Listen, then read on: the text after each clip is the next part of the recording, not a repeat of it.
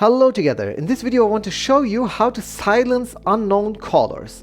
Everybody knows them. You get a call and then it's said unknown or unknown number or something, or anonymous number, and you don't know who is calling. In the most cases it's a marketing company who wants to sell you something, or I don't know, it's a pain in the ass. So I don't like it when people call me with an anonymous number. So I want to block them.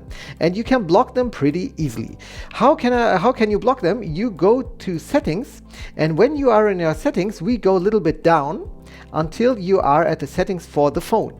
You click on phone, and then you have here your number and so on, and you have here at the bottom you have silence unknown callers off.